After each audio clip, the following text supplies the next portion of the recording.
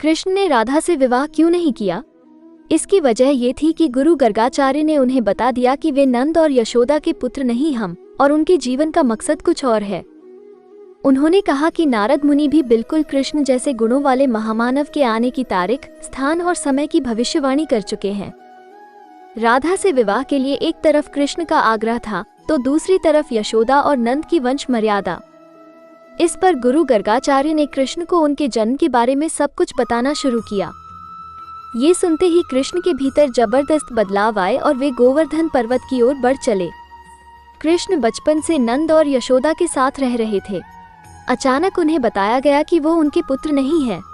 ये सुनते ही वो वहीं उठ खड़े हुए और अपने अंदर एक बहुत बड़े रूपांतरण से होकर गुजरे। अचानक कृष्ण को महसूस हुआ कि हमेशा से कुछ ऐसा था जो उन्हें अंदर ही अंदर झकझोरता था।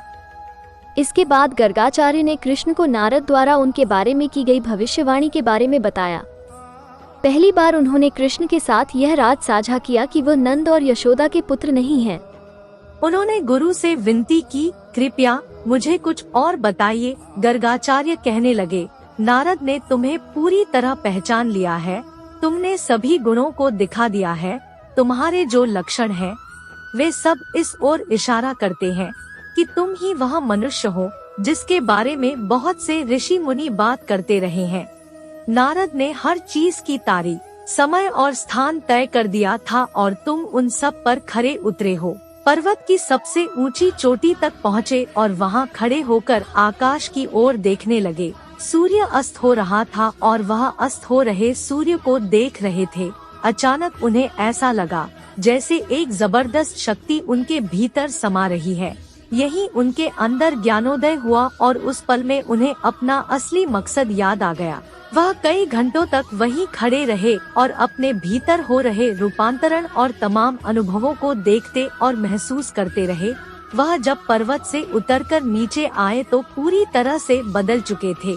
चंचल और रसिक ग्वाला विदा हो चुका था।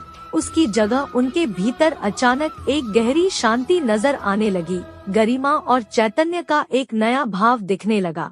जब वह नीचे आए तो अचानक वे सभी लोग उनके सामने नतमस्तक हो गए।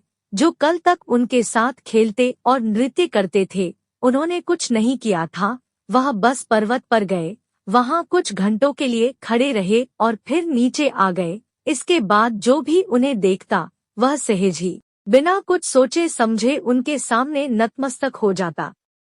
कृष्ण को पता था कि अब उन्हें वहाँ से विदा लेना है। जाने से पहले उन्होंने एक रास का आयोजन किया। जाने से पहले वह अपने उन लोगों के साथ एक बार और नृत्य कर लेना चाहते थे।